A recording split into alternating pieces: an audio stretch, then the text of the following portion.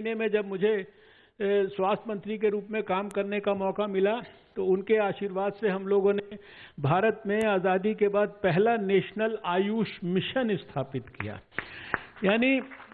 सरकार इस संदर्भ में जो बाबा जी का सपना है, सरकार का भी वही सपना है। और आज इस बात की खुशी है कि कोविड काल के अंदर जो कोविड के लिए प्रिवेंशन की दृष्टि से, ट्रीटमेंट की दृष्टि से,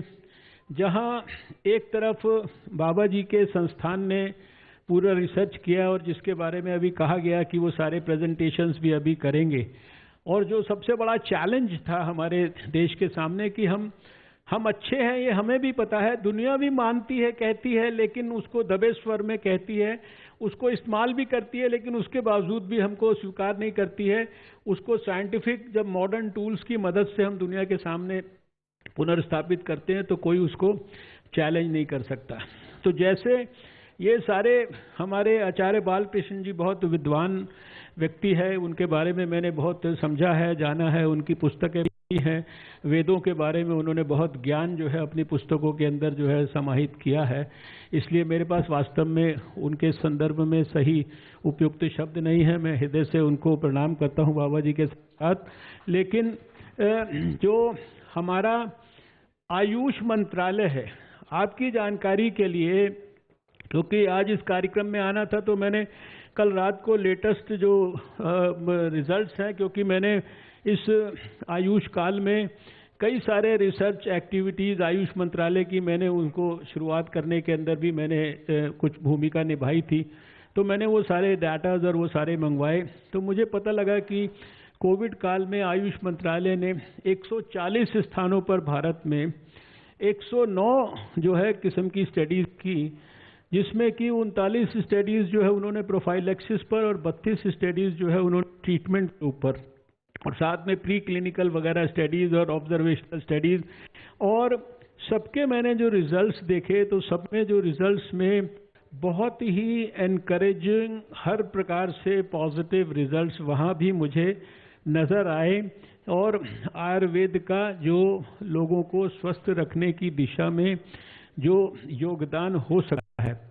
और अगर कोविड काल के अंदर वो योगदान जो है एक प्रकार से और ज़्यादा एस्टैब्लिश होता है, तो शायद आयुर्वेद को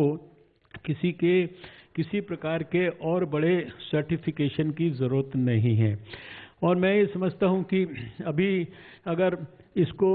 टेक्निकल तरीके से भी अध्ययन करेंगे तो भारत में 30,000 करोड़ रुपए की इकोनॉमी है आयुर्वेद की, जिसका हर साल 15 से 20% का ग्रोथ होता था। ये ऑफिशियल डाटा है, लेकिन अभी ये प्री कोविड ईरा का है।